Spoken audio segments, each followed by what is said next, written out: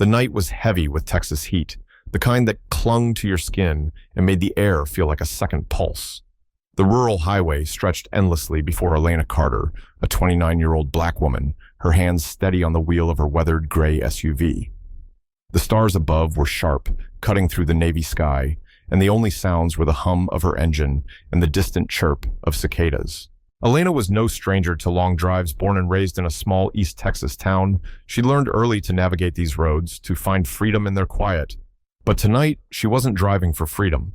She was running, though she'd never admit it out loud. The flash of red and blue lights in her rearview mirror snapped her from her thoughts. Her stomach tightened, but her face stayed calm, practiced. She eased the SUV onto the gravel shoulder, tires crunching, and killed the engine. In the side mirror, she saw the patrol car's door open and a figure step out. Officer Daniel Hayes, nearing 60, broad-shouldered, with the weary gait of a man who had seen too many nights like this. His shift was almost over, another uneventful patrol in a sleepy county where speeding tickets were the height of excitement. But when Elena's SUV rolled past a stop sign without pausing, something in his gut stirred. Boring was safe, but this felt different. Hayes approached her window, flashlight in hand, one palm resting near his holster. The SUV was dusty, a long scratch marring the rear bumper, one taillight flickering. Nothing screamed trouble, but the details nagged at him. The window rolled down, and there she was, Elena, early 30s, her posture rigid, eyes fixed on the road ahead.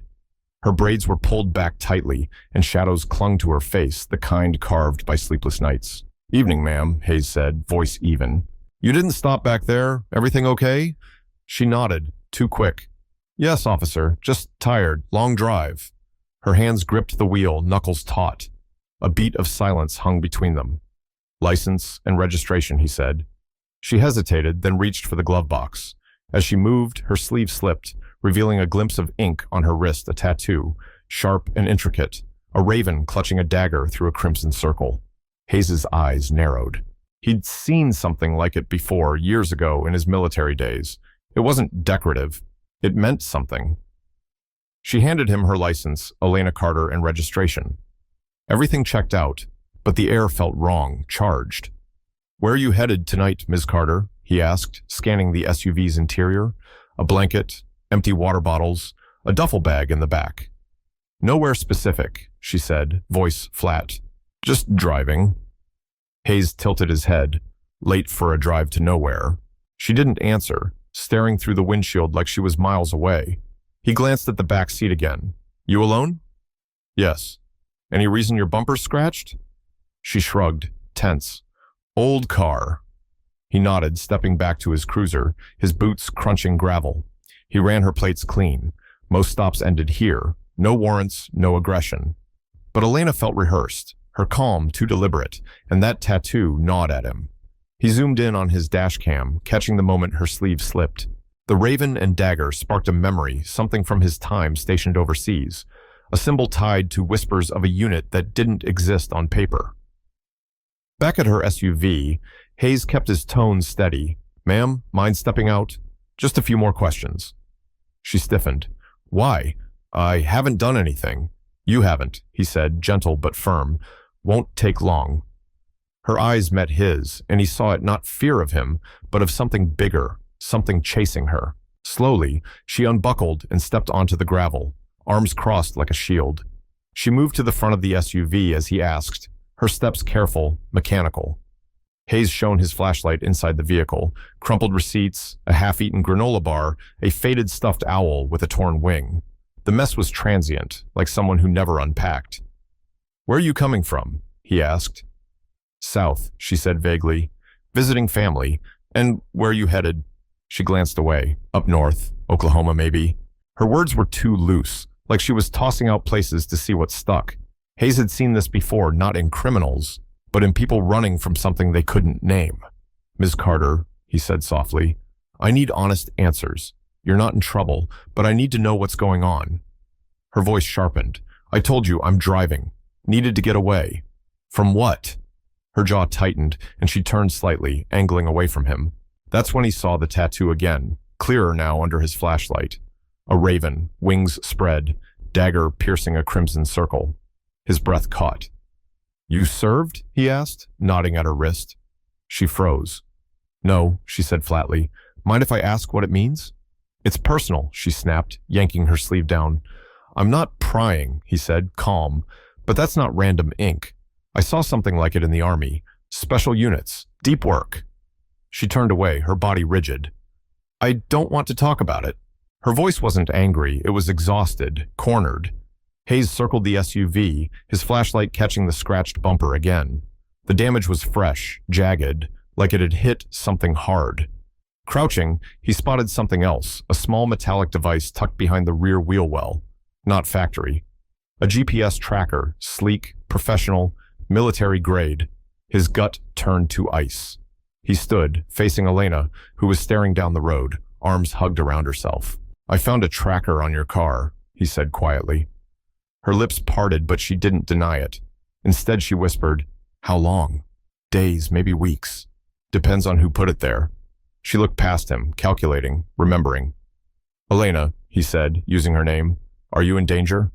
Her eyes met his, barely audible. I can't say. Can't or won't. She clenched her jaw, turning back to the road. If I say it, it's real. I'm not ready for that. Hayes sighed, pulling out his radio. He didn't call for backup, but he needed to dig deeper. As he turned to speak, a noise cut through the night, a vehicle approaching. Too fast, headlights off. His hand slid to his holster. Elena's eyes widened. They found me, she whispered. Who? He asked, but she didn't answer. She didn't need to. Whoever was coming wasn't here for a conversation. The vehicle, a black sedan, crept around a bend, slowing to a stop yards away. Hayes moved instinctively, placing himself between Elena and the threat, his hand hovering over his gun. Stay behind me, he muttered. He raised his flashlight, aiming at the windshield, but the glass gave nothing back, just darkness. The engine roared suddenly, tires spitting gravel, but the car didn't charge. It reversed, then sped off, vanishing into the night. Hayes didn't chase. His instincts screamed. This was a scout, confirming her location. They'd be back. He turned to Elena. You need to tell me what's going on. Now. She weighed her options, her eyes flicking between him and the empty road. Finally, she spoke, voice low. I'll tell you what I can. She rolled up her sleeve, revealing the tattoo fully. Raven, dagger, crimson circle. I've seen that, Hayes said. Germany, years ago. Whispers about a unit no one could confirm. Shadow blade, they called it. She nodded. Thought they buried it in '94. They did officially. The night seemed to tighten around them. You were part of it? Not on paper, she said. Logistics, extractions. I wasn't a soldier, but I trained with them, lived with them, buried some of them. Her words carried weight, like stones dropped into still water. Someone's chasing you over that? Hayes asked. Her face hardened. They're chasing me because I know what really happened. She opened her SUV's passenger door, pulling out a small pouch from under the seat. Inside were grainy photos, marked with coordinates, dates, code names. Most faces were blacked out, but one wasn't a man, sharp jaw, buzz cut, a scar over his right eye. I know him, Hayes said, squinting. Nathan Cole, she said. Field captain. Went dark in '94. They said he died in the last mission. He didn't. He's alive? She nodded. Running his own crew now. Private contractors, ex-special forces. No oversight, just money. Hayes exhaled. This was the kind of truth that got people erased. Why now? Why here? Because I stopped running, she said, meeting his eyes. I've been hiding new names, new towns, but I'm done. They don't stop until they erase the past. I'm the last piece. You could have gone to the feds, Hayes said. I tried, twice. They backed off when they heard shadow blade. It's poison. No one touches it. And you think I won't burn? She gave a tired smile. You already did when you pulled me over. The cicadas hummed, the only sound for a moment. Hayes looked at the pouch, then at her. You can't stay here. Come with me. We'll figure this out, but you're not outrunning them, alone. She hesitated, then nodded, grabbing her duffel and a backpack her whole life in 2 bags. As she followed him to the cruiser, she glanced back at the road. It's always this quiet here? Most nights, Hayes said, unlocking the door. Not tonight. The cruiser wound through Texas backroads, mesquite trees looming like silent guards. Elena sat in the passenger seat, her duffel clutched tight, her face half lit by the dashboard glow. She didn't check her phone or ask where they were going. She knew what it meant to be hunted. Hayes glanced at her as they passed a sagging barn, its wood warped by time. "You ever sleep in your car?" he asked, breaking the quiet. She turned to him. "Too many times. Your passenger seat's worn, like someone's been living in it." "They have," he said. He didn't elaborate, and she didn't ask. After a bumpy drive down a dirt path, Hayes stopped at an old fishing cabin hidden in a thicket of pines. It was weathered but solid, no neighbors, one road in. Inside, the air was stale, dust coating a rickety table. Hayes lit a lantern, its flicker casting shadows across bare walls.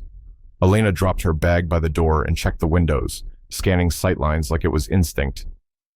"Run recon missions?" Hayes asked. "Support," she said.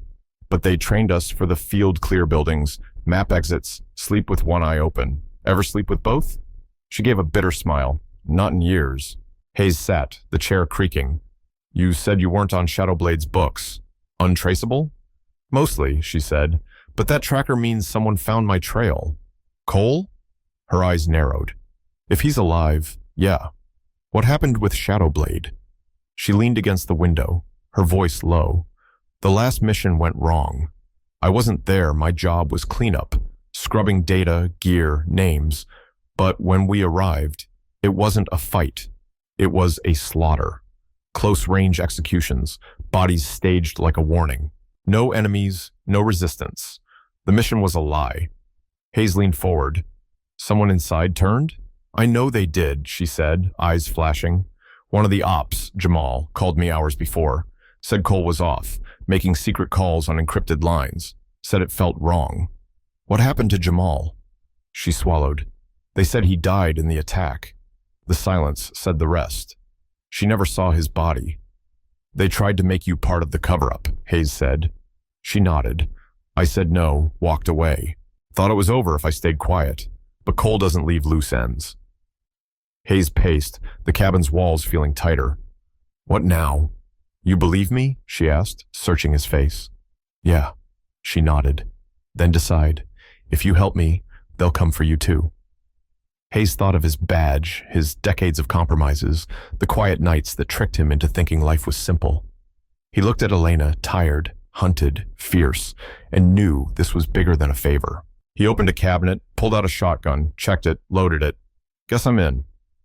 For the first time, Elena exhaled like a knot had loosened. "You don't know what you're signing up for." He smiled faintly. "Story of my life." By morning, the cabin's floor was cold as stone. Hayes hadn't slept, just rested with the shotgun close. He made instant coffee, handing a chipped mug to Elena, who'd already checked the perimeter twice, her movements precise, survival etched into her bones. They sat in silence until she spoke. "You got contacts outside this county? Someone not tied to military or government favors?" Hayes nodded. "One. Isaiah Grant, retired ATF.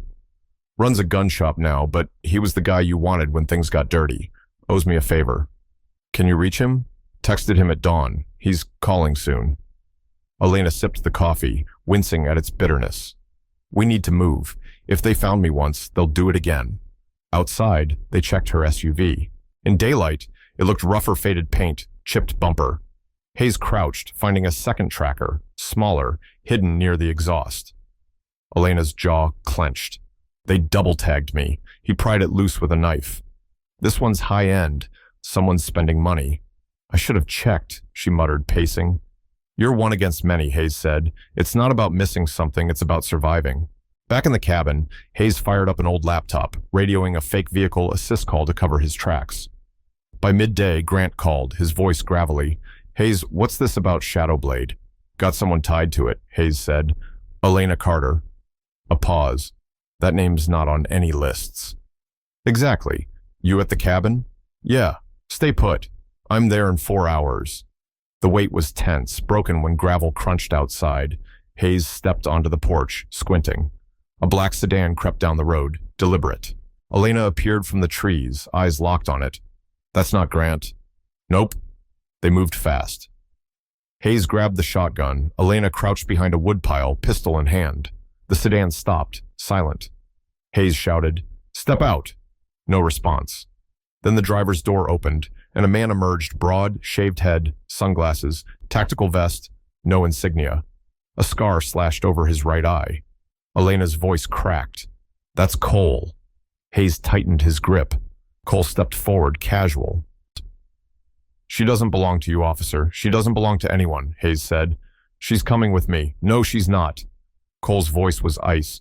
"You don't know what you're in. I know you're hunting her across states to bury your mess." Cole laughed, cold. "You're retired, Hayes. Go fish somewhere." Hayes cocked the shotgun.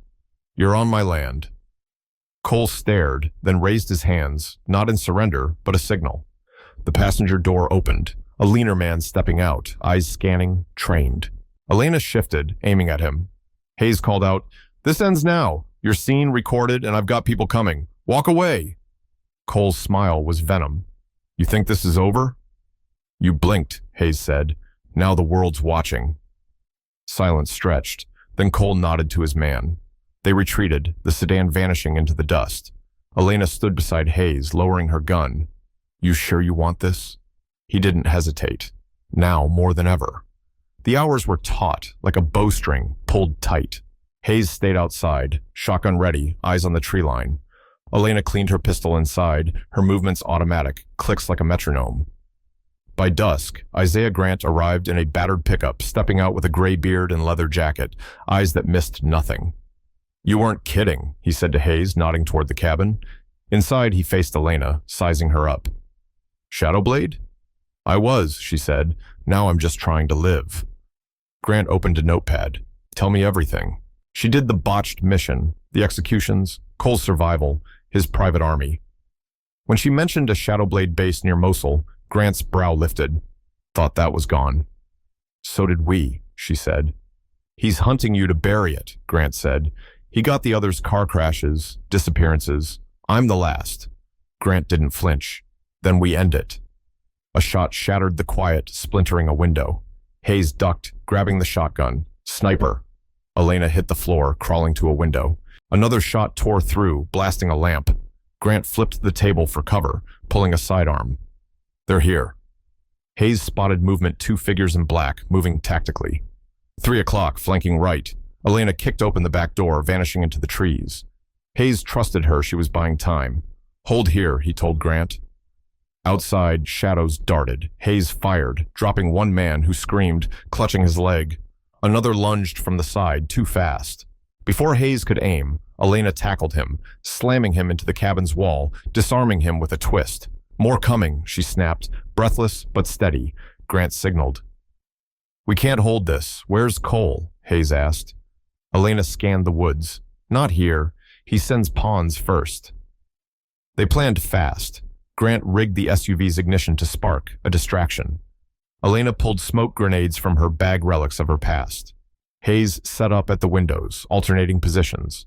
Then headlights appeared, low and slow. Cole, alone, stepped out, rifle slung, sidearm holstered, his vest blank.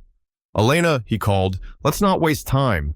She stepped from the trees, pistol aimed. "You don't end this. You killed your team," she spat. "Left them to rot." "They were weak," he said, stepping closer. "The mission was bigger. It was murder." "Semantics," he sneered, reaching for his gun. Elena fired 3 shots, center mass. Cole dropped, gasping. Hayes rushed to her. "He's breathing." "Let him," she said, shaking. "He answers for it all." Grant dialed a secure line. "FBI's coming. They won't bury this." By dawn, sirens filled the clearing agents, ambulances, unmarked cars. Cole was cuffed, stabilized, taken into custody.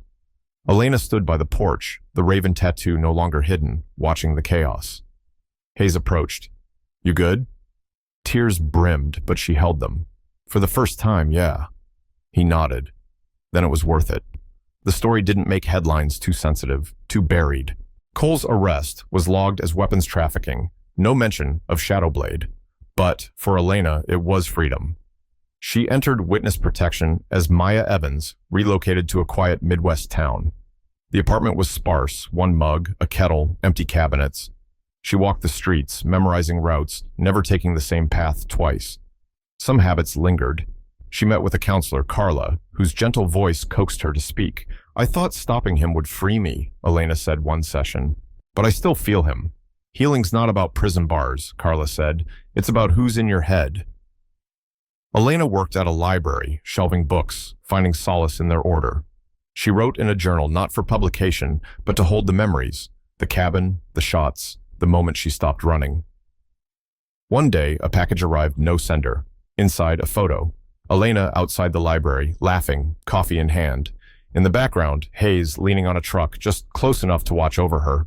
She smiled, feeling safe, not because the danger was gone, but because someone still cared. Months later, a text came, no name. "You didn't kill the Roots." Her pulse raced. She dialed an emergency line. "Is it him?" "Don't know," she whispered. "Someone's watching. Get to the safe zone. Now." She fled, grabbing a burner phone, texting Hayes. "They found me. I need you." His reply was instant. "Coordinates. I'm coming." 3 hours later, his truck roared up. "I'm sorry," she said. "I broke the rules." "Rules change when they come for you," he said. He took her to a new cabin, deeper in the hills. 2 days later, Lucas Reed Cole's second-in-command arrived with 2 mercenaries. Hayes and Elena fought back, using the terrain, every shot precise. In a ravine, Elena caught Reed, wounded but defiant. He raised his gun. She fired twice. He fell. "No more shadows," she whispered, tears falling, not grief, but release. Agents arrived, cleaning up, burying the truth again. But Elena stayed. She testified, naming names, dismantling Cole's network. She reclaimed her name, Elena Carter, signing papers in a courthouse, Hayes at her side. "You sure?" he asked. "I'm done hiding," she said. They walked into the Texas sun, the quiet, not oppressive, but earned. Elena moved to a small apartment in Austin, hardwood floors creaking, sunlight spilling through a wide window. She worked at a community center, helping women rebuild after trauma. She led groups, sharing her story, not Shadowblade, but survival, the courage to rewrite your ending. "You're not broken," she'd say. "You're not alone." People called her Miss Carter, and she let herself be seen, not as a fugitive, but a bridge for others. Hayes retired, moving closer to his daughter, but he called, checking in. He sent a letter. "The world's better with you in it."